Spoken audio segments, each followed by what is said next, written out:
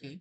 So आता आपण इथे इन्स्टॉल करणार आहेत काही सॉफ्टवेअर आणि आपला प्रोजेक्ट. सो त्यासाठी आपल्याला काही प्री रिक्वेस्ट आहे. त्यात काही आपल्याला ऑलरेडी सॉफ्टवेअर्स वगैरे आपल्या सिस्टीममध्ये असले पाहिजे. तर ते सॉफ्टवेअर कोणकोणते आहे आपण बघू. इथे PDF पाठवलेला आहे. हा PDF आहे setting up the PHP Laravel हे डॉक्युमेंट. ठीक आहे. सो याच्यामध्ये आपल्याला इम्पॉर्टंट आहे झॅम्प डाउनलोड करणे. ठीक आहे. इथे डाउनलोड वर क्लिक केलं तर डाउनलोडची लिंक येते आपल्या इकडे जनरेट होऊन. ठीक आहे. सो इथे जसं PDF मध्ये सांगितलेलं आहे की अं, हा थर्ड जो आहे थर्ड नावाचा तर याला डाउनलोड करायचं लेटेस्ट व्हर्जन मध्ये. ठीक आहे. सो त्याच्यानंतर आपल्याला हा कंपोजरची तर आता या प्रोजेक्ट मध्ये नीड नाही आहे. सोबत आपल्याला गिट इन्स्टॉल करायचं आहे तर याची सुद्धा लिंक इथे आहे. ठीक आहे. VS कोड नसेल तर VS कोड आपल्याला इथे इन्स्टॉल करायचे आहे. त्याच्यानंतरचा कंपोजर जर असेल हा करायचं. ठीक आहे. ते इतके काही सॉफ्टवेअर्स आपल्याला ते आहे तर ते आपल्याला डाउनलोड करायचे आहे. ठीक आहे. माझे ते ऑलरेडी इन्स्टॉल झालेले आहेत. जर इन्स्टॉलेशन जर तुम्हाला समजलं नसेल तर YouTube वर एकदा बघू शकता. ठीक आहे. तर इन्स्टॉल झाल्यावर तर आपल्याला पहिले इथे चेक करू शकतो की खरंच झालं आहे का नाही झालं. तर त्याच्यासाठी आपल्याला इथे CMD चा कोड लिहायचा CMD आणि इथे चेक करायचं PHP-V. जर आपला कंपोजर व्यवस्थित इन्स्टॉल झालाय तर इथे बघा इथे 8.2.12 असा लिहून येतो. ठीक आहे. कंपोजर गिट इन्स्टॉल झाला आहे का ते चेक करायसाठी git-v. तर इथे आहे 2.4.1 हा येतो आपला गिट. ठीक आहे. म्हणजे दोन्ही आपले सक्सेसफुल झाले. तर हा जो कंपोजर आहे या फिर झॅम्प आहे झॅम्प जो सॉफ्टवेअर आहे तो आपला नेहमी कुठे इन्स्टॉल होतो या फोल्डरमध्ये. ठीक आहे. सी ड्राईव्हच्या आत झॅम्प फोल्डरच्या अंदर. ठीक आहे. सी ड्राईव्हच्या आत झॅम्प नावाचा एक फोल्डर बनतो त्यामध्ये असा हे डाउनलोड होतो.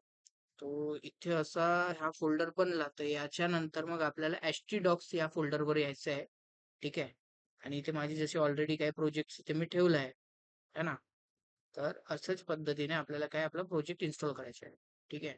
सगळ्यात पहिले हे ब्लँक स्पेस वर राईट क्लिक करायची आणि आता इथे ओपन इन टर्मिनल करायचं. ठीक आहे. ओपन इन टर्मिनल झालं का त्याच्यानंतर जसं मी इथे PDF फाईल एक वर्ड फाईल बनवलेली आहे. ठीक आहे. ही गिटची हे आहे लिंक आहे.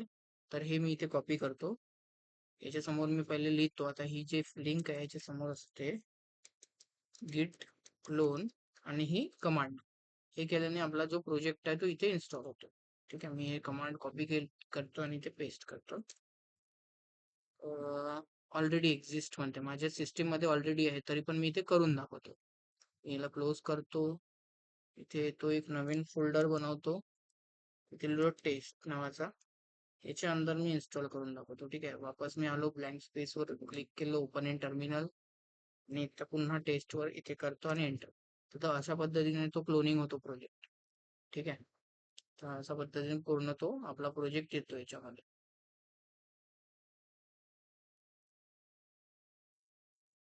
तर मी लिहून पण देतो स्टेप 1 काय करायचं.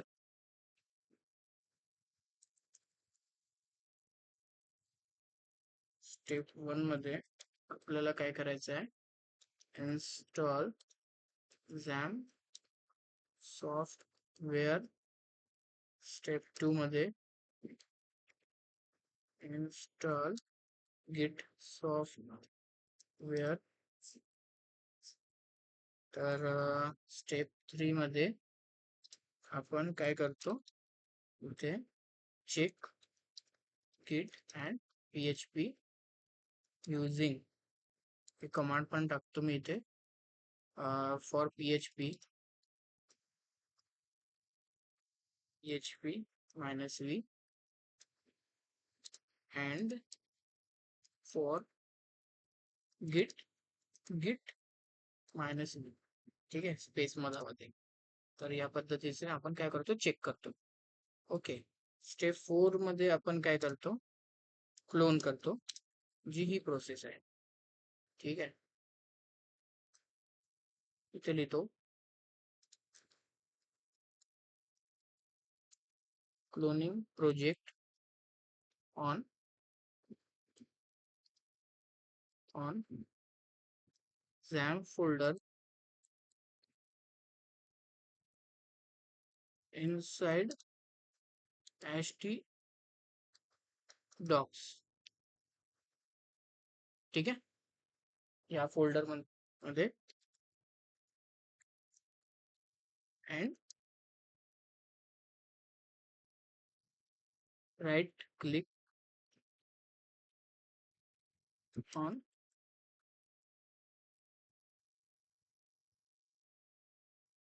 blank area, open in terminal. Okay, open in terminal. Open in terminal करायचं आणि ब्लँक प्रोजेक्ट वर करायचं. ठीक आहे. स्टेप 5 मध्ये काय करायचं, आता क्लोन करायचा. क्लोन प्रोजेक्ट युजिंग कमांड, जे आपण हे वाली कमांड टाकली होती. ठीक आहे, ओके. ठीक आहे, आता नेक्स्ट स्टेप आता इथपर्यंत झालं आहे. तर मग काय करू, आता याला ओपन करायचं आहे. आता प्रोजेक्टचं नाव हे असते. ठीक आहे, हे वालं नाव आहे. ठीक आहे, तर आता मी काय करतो, याला CD करतो आणि या फोल्डरच्या अंदर जातो. ठीक आहे, गेलो. तर बस काही नाही, आता बस हे वाला ओपन करायचं, प्रोजेक्ट चेक करायचं आहे. तर सगळ्यात पहिले आपलं काय, XAMPP ओपन राहणं पाहिजे. XAMPP ला रन इज ऍडमिनिस्ट्रेटर करायचं, येस करायचं. थोडा वेळ घेतो हा.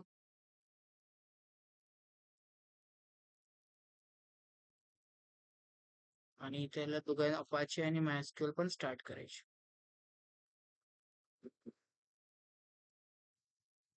ठीक आहे, अपाचे आणि MySQL स्टार्ट झालं की त्यानंतर कोणत्याही एक ब्राउझर मध्ये यायचं. इथे लिहायचं लोकल होस्ट. प्रोजेक्टचं नाव काय असते, जसं टेस्ट फोल्डरच्या अंदर आहे.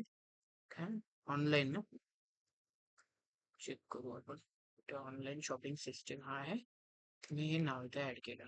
तर हा असा एरर दिसतो आपल्याला. ठीक आहे, ऑनलाईन शॉप नावाचा. याच्यासाठी असते कारण की हा डेटाबेस नाही आहे याच्यामध्ये. इथे लिहिला आहे अननोन डाटाबेस. ठीक आहे, ऑनलाईन शॉप नावाचा हा डेटाबेस आपण इथे ऍड करू.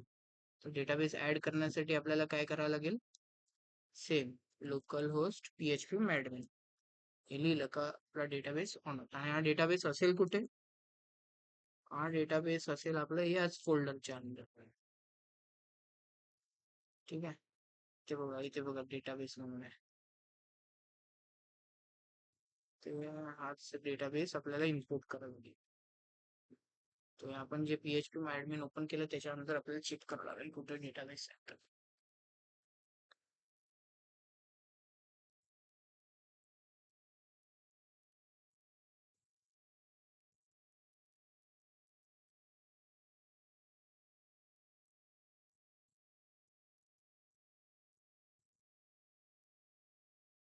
हे डेटाबेसचे नाव इथे टाकायचे, ऑनलाईन शॉप.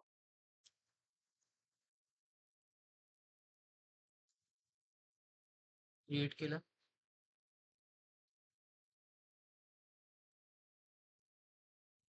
इम्पोर्ट केला मी.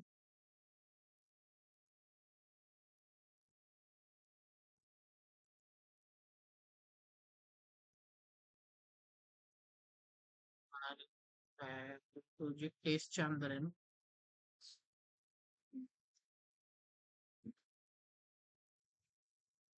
डेटाबेस SQL पण करताय, इम्पोर्ट कर बघू. चला, आता वापस जर याला पेजला रिफ्रेश केला तर चेक करू काय होते बघ. आला प्रोजेक्ट रेडी. ठीक आहे, सो अशा पद्धतीचा हा प्रोजेक्ट आपल्या लॅपटॉप मध्ये येतो. सोबत मी याच्यामध्ये आपल्याला काय हे दिलेलं आहे, आयडी पासवर्ड दिलाय, तर तो पण आपण ओपन करून बघू. ठीक आहे. लॉग इनचं ऑप्शन आहे, कॅटेगरी आहे, प्रोडक्ट आहे. प्रोडक्ट मध्ये आपल्याकडे डिफरंट डिफरंट प्रोडक्ट्स काय ठेवलेले आहे इथे, है ना. होम आहे, होम पेजवर काय दिसतं ते बघू शकतो. फोन फॅशनच्या रिलेटेड काही आहे तर फॅशन पण बघू शकतो. कारण प्रोडक्ट्स आहे, काय आयफोनचे प्रोडक्ट्स आहे, तर आपण याला काय करू शकतो, ऍड टू कार्ट करू शकतो. त्याच्यासाठी लॉग इन मागत आहेत. तर आता इथे आपल्याकडे कसं आहे, 2 लॉग इन पडलेले आहे. ठीक आहे.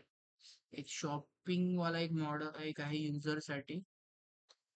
कॉपी करतोय साईड, क्रिएट पण करू शकतो आपण इथे.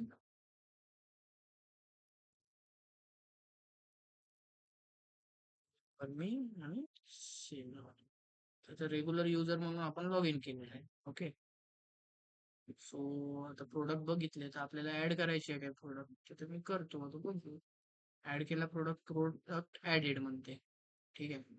हाही प्रोडक्ट केला, हाही प्रोडक्ट ऍड झाला, हाही प्रोडक्ट केला. तर आपल्या या शॉपिंग कार्ट मध्ये तर जमले असेल ना कुठे ना कुठे. टोटल कॅश हे शिपिंग फ्री आहे, इतकं आपला टोटल झालं. समजा आता मी काय करतो, इथून एक मायनस करतो, ऑटोमॅटिकली इथून पण अमाऊंट मायनस होईल. प्रोसेड टू चेकआउट, चेकआउट करतो. तर मग हे बघा इथे आपल्याला काय म्हणते, कॅश ऑन डिलिव्हरी देणार आहे का कसं देणार आहे. हा. सो ते सगळे टाकले का मग आपल्याला स्ट्रीट ऍड्रेस मी टाकतो, दिगोरी दहन घाट. प्रोसेड केलं. बघा हे झालेलं आहे. आता हे आपल्याकडे कसं इतकं पेंडिंग पडलेलं आहे मॅटर. ठीक आहे.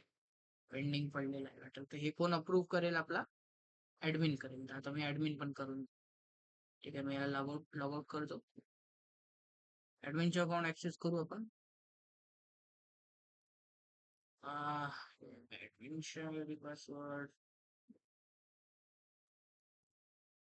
केला, तर टाकला ऍडमिन. पासवर्ड काय 123 ऍडमिन, वाळशी आहे पासवर्ड टाकणार. ठीक आहे. सो आता हे झालं, ओके केलं. तर आता आपल्याकडे इतके आलेले आहे. ठीक आहे. ऑर्डर आलेला आहे, काही पेंडिंग आहे. ते पेंडिंगला आपण काय करू, अपडेट स्टेटस केलं, पेंडिंग वरून डिलिव्हर्ड, कॅन्सल वगैरे काही करू शकतो. डिलिव्हर्ड केलं, अपडेट केलं, जो प्रोडक्ट ज्याचे आहे तो त्याच्या अंडर चालला जाईल. काय काय ते आपण केले. ठीक आहे. तो अशा पद्धतीचे आता ऍडमिनचे आहे, पण हे अकाउंट पण आहे. जसं काय तुम्हाला फॅशनचे काही प्रोडक्ट डिलीट करायचे असेल ते करू शकता. हा, डिफरंट डिफरंट ऍड करायचे करू शकता. प्रोडक्ट्स आणि प्रोडक्ट्स काय काय किती प्रोडक्ट्स आपल्याला ऍड करायचे ते आपण इथून मॅनेज करू शकतो.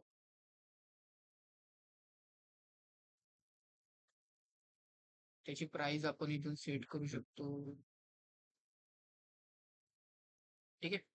सो अशा पद्धतीचा प्रोजेक्ट आहे,